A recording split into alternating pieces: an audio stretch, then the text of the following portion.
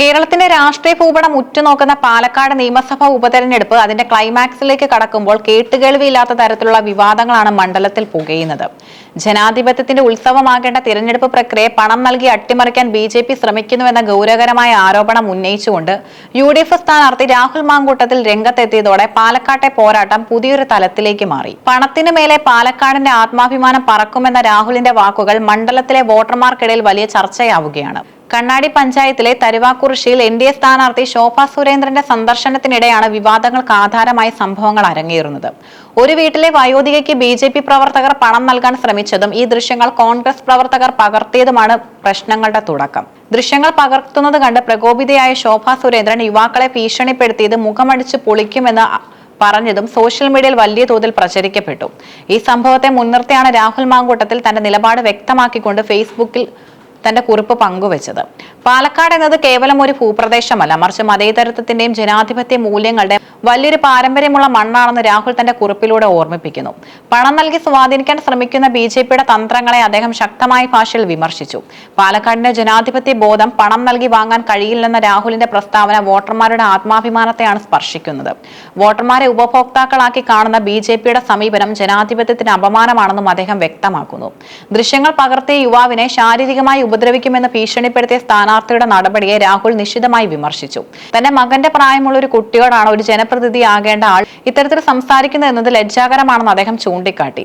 ഭീഷണിപ്പെടുത്തി ജനങ്ങളെ നിശബ്ദരാക്കാം എന്നത് ബി.ജെ.പിയുടെ വ്യാമോഹം മാത്രമാണെന്നും അദ്ദേഹം പറഞ്ഞു. കയ്യിൽ കുറെ പണം ഉണ്ടെങ്കിൽ അത് ആളുകൾക്ക് കൊടുത്തോളും, പക്ഷെ അതുകൊണ്ട് അവരുടെ വോട്ട് വാങ്ങാമെന്ന് വിചാരിക്കേണ്ട എന്ന രാഹുലിന്റെ വാക്കുകൾ ബി.ജെ.പിയുടെ സാമ്പത്തിക ശേഷിയും സ്വാധീനത്തെയും നേരിട്ടുള്ള വെല്ലുവിളിയാണ്.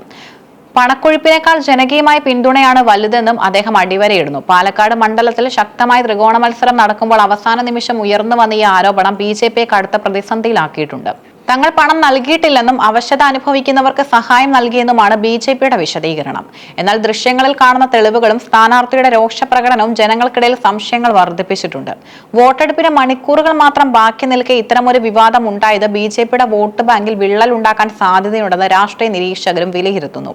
കേരളത്തിലെ മറ്റു മണ്ഡലങ്ങളിൽ നിന്നും വ്യത്യസ്തമായി പാലക്കാട് ഒരു സവിശേഷ രാഷ്ട്രീയ സ്വഭാവം പുലർത്തുന്ന പ്രദേശമാണ്.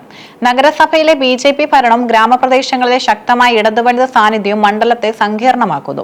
ഇവിടെ ജാതിക്കും മതത്തിനും അതീതമായി ഒരു മതേതര ഐക്യം വോട്ടർമാർക്കിടയിലുണ്ട്. ഈ മതേതരത്വത്തെ തകർക്കാനും വോട്ടുകൾ വിലയ്ക്ക് വാങ്ങാനുമുള്ള ശ്രമങ്ങൾ നടക്കുന്നുവെന്നാണ് രാഹുൽ മാങ്കൂട്ടത്തിൽ ആരോപിക്കുന്നത്. തന്റെ ഫേസ്ബുക്ക് പോസ്റ്റിലൂടെ അദ്ദേഹം ഈ മതേതര വികാരത്തെയാണ് ഉണർത്താൻ ശ്രമിക്കുന്നത്. രാഹുൽ മാങ്കൂട്ടത്തിന്റെ കുറിപ്പ് വെറും ഒരു രാഷ്ട്രീയ പ്രതികരണം മാത്രമല്ല, മറിച്ച് പുതിയ കാലത്തെ തിരഞ്ഞെടുപ്പ് പ്രചാരണത്തിന്റെ ഭാഗം കൂടിയാണ്. സോഷ്യൽ മീഡിയയിലൂടെ വിവരങ്ങൾ അതിവേഗം വോട്ടർമാരിലേക്ക് എത്തുന്നതിനാൽ ഇത്തരം കൃത്യമായ പ്രതികരണങ്ങൾ നിശബ്ദ വോട്ടർമാരെ സ്വാധീനിക്കാൻ സഹായിക്കും. സ്ഥാനാർത്ഥിയുടെ സാന്നിധ്യത്തിൽ പണം നൽകാൻ ശ്രമിച്ചുവെന്ന വാർത്ത ഓരോ വോട്ടറുടെയും ചിന്താഗതിയെ മാറ്റാൻ കെൽപ്പുള്ളതാണ്.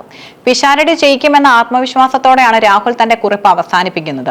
പാലക്കാട്ടെ ഈ ഉപതെരഞ്ഞെടുപ്പ് ഫലം വരാനിരിക്കുന്ന കേരള രാഷ്ട്രീയത്തിലെ മാറ്റങ്ങളുടെ സൂചനയായിരിക്കും. പണം നൽകി ജനാധിപത്യത്തെ കീഴ്പ്പെടുത്താൻ നോക്കുന്നവർക്ക് പാലക്കാട്ടെ ജനങ്ങൾ ശക്തമായ മറുപടി നൽകുമെന്ന് യു.ഡി.എഫ് വിശ്വസിക്കുന്നു. പണത്തിന് മേലെ പാലക്കാടിന്റെ ആത്മാഭിമാനം പറക്കുമോ അതോ പ്രലോഭനങ്ങൾ വിജയിക്കുമോ എന്നത് വോട്ടെടുപ്പിന് ശേഷം വ്യക്തമാകും. എങ്കിലും രാഹുൽ മാങ്കൂട്ടത്തിന്റെ ഇടപെടൽ പാലക്കാട്ടെ തിരഞ്ഞെടുപ്പ് പോരാട്ടത്തെ കൂടുതൽ ആവേശകരമാക്കിയിരിക്കുന്നു. ജനാധിപത്യം പണത്തിന് മുന്നിൽ മുട്ടുമടക്കില്ലെന്ന സന്ദേശം നൽകുന്നതാണ് രാഹുലിന്റെ ഓരോ വാക്കുകളും.